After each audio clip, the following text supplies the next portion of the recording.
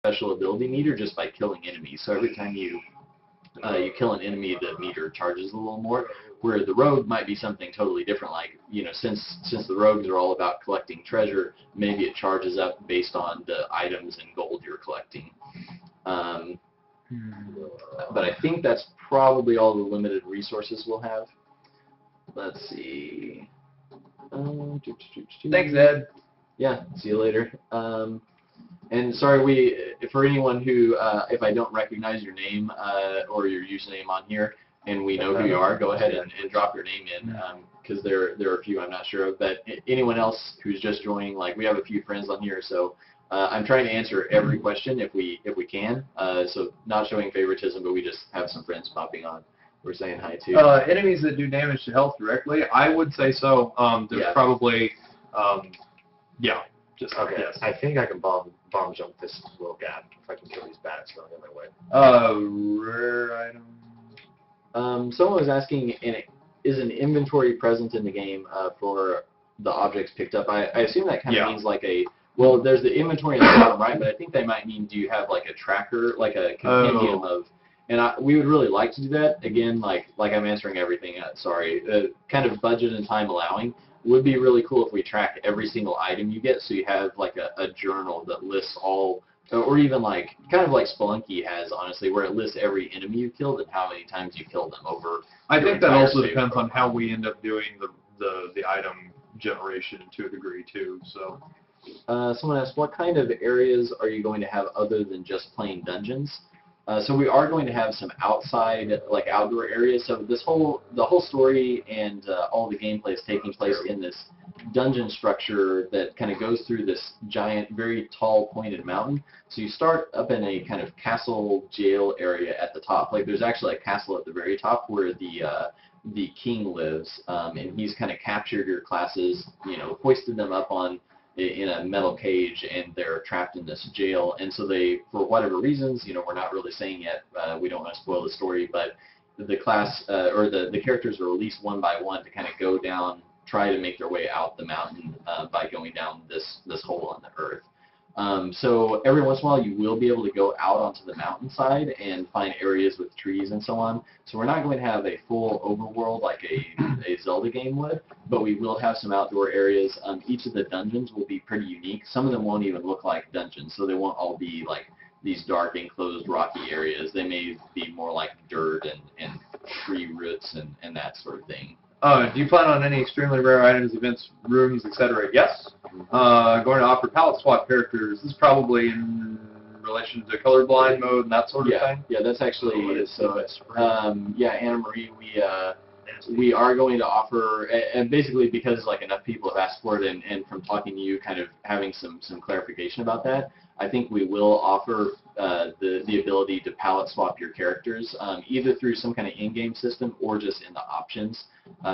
So I do kind of like the idea of having the classes identifiable by their color, but totally understand for individuals with various forms of color blindness or other kind of eyesight issues, like we were talking about with zoom levels before. Yeah, we want to make the game both as visually appealing and as playable as possible. So we'll do kind of everything we can to make that possible for you. So yeah, and press-wise, yes, we've sent the build out to several sites, and we're open to sending it to more. Quite a few. There was Northern Lion did a review on it this morning. I forget who all else we've sent it to. So yeah. Rooms with lava and jumpable spike pits. I don't know, we were just talking about the jumpable thing. There may be an item for that, or, it may be something that's part of the class. We don't know, but definitely different types of floor hazards for certain. Let's see, would you get rewards or XP for items from the achievements? Forgot to ask.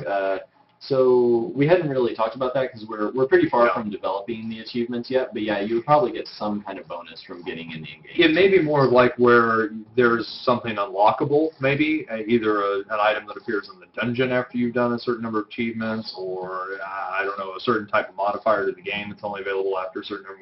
We don't know yet, but those are all on the table.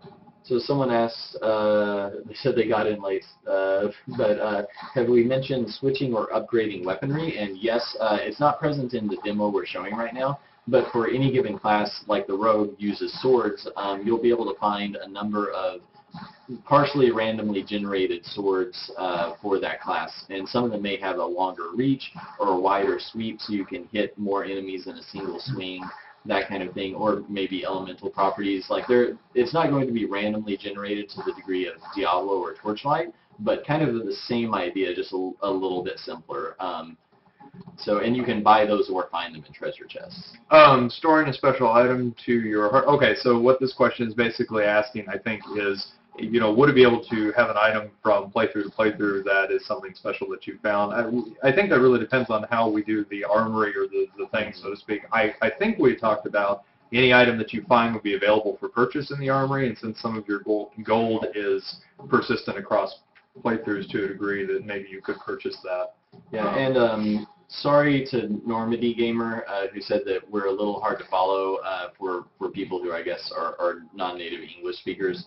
Sorry, we're kind of trying to catch up because we had a big backlog of questions, but we're pretty much caught up now, so we'll try to slow the pace down, and we're actually going to show a few things kind of outside the demo that we've been working on to kind of show you how the systems work for modding.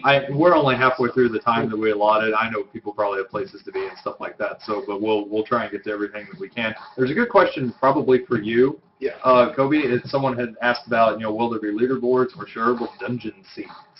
Which I'm not entirely certain what they mean by the other one, because I don't know how seeding would work exactly. But I think the second part of it, shareable dungeon scenes. Seeds. Seeds. Generation. Yeah. So the random generation is seedable. I don't think there's any way right now to expose it, but it's pretty trivial. So yeah, we can definitely. It could be pretty interesting. Yeah, I never thought about that, but that's actually really clever because. Yeah, I mean, in general, leaderboards would be tricky with the randomly generated game because everyone's getting a different experience. Yeah. So that actually makes a lot of sense to be able to share your seed. It would be easier to do leaderboards for something like the Endless Drop mode, even though that's randomized, but it's at least a little more standard across gameplay than the. Yeah, so I don't know if we will be able to, but that's actually a really excellent idea. I never thought of that. One of the big things that I want to do in general, though, is. We're supporting a lot of platforms for a reason. It's because we all have lots of different devices and play on different machines or whatever. So we've mentioned previously that we really want to find a way to do cloud saving. We don't have anything to mention yet. But also having universal achievements is actually something that I would be really interested in as well. So those are all pipe dream things, but definitely things that are in the forefront of our minds. Yeah, and since it's come up a couple times, like just to clarify, what we're showing here is the tile set and not even the complete tile set for what would be the very first zone. So we've talked about, we haven't really set on a number, but what anywhere from 8 to however many different zones? 8 zones is sort of the base, and then we have some expansions through the stretch goals and that sort of thing. So, but yeah, different tile sets, different look and feel. It's not going to be just the cobblestone thing everywhere that you go. And there was a follow-up on the seeds sharing. If you could share seeds, then you could even have a race to see who completes some rooms faster. And so, yeah, that would be pretty cool. So we could basically just tie that into a leaderboard. And this is all hypothetical, we're going to have to kind of reassess everything after the Kickstarter finishes up, see how much money we get from that and kind of re-budget everything. And well, you just knocked that bat way across the screen. That would be called a physics bug. I guess as a general blanket statement, there are a lot of things that we could do and would like to do, but, the numbers dictate a lot of stuff. So anything we both say time and money. Yeah, if we say that's a really cool idea on here, we would definitely love to do it. We're not lying about that at all, but whether we will be able to do it, we have to eat and pay bills too, just like you. And finish the game. And get it out, actually, so. Will there be achievements that you can see, maybe a statue of a boss that you've killed in the jail, so future delvers you make know what you've done? So that's actually pretty interesting. That's a good idea. So we will have at least some kind of checklist that says that you've killed certain bosses and that kind of thing. As far as statues, that could be kind of interesting if you replay a dungeon and it shows somehow in the level, like little scratch marks on the wall or something, like how many times you've defeated the boss. I don't know. So like a Like trophy a room trophy with mounted enemy heads. That's actually one of my kind of favorite things, is to have some sort of a trophy room, like even, or like your treasury. You can, and we haven't talked about doing this, so Kobe's probably freaking out over there. But yeah, if you had like a trophy room that you could go in and it has like, you know, all of your achievements kind of stacked up as golden trophies, would be really cool. I'd rather do it that way than just have like a boring generic list of words. Yeah. Well, the thing is like we're set up to track more or less all of this data now. It's the tricky part is spending the time to do something with it. So Yeah. So are we caught up So now? yeah, We are caught awesome. up. Awesome. So we answered all the questions, I think, maybe. So Sorry. far. If we haven't answered your question yet, please repeat it, and we'll, because I may have missed something. Sorry about that. Let's see. Oh, we just got a couple more. Let's see. Speaking of statues, if you play online and you have leaderboards, will there be random monuments that have the name and model of the random top 10 leaderboard person? So we haven't totally dedicated ourselves to doing online leaderboards. The whole networking thing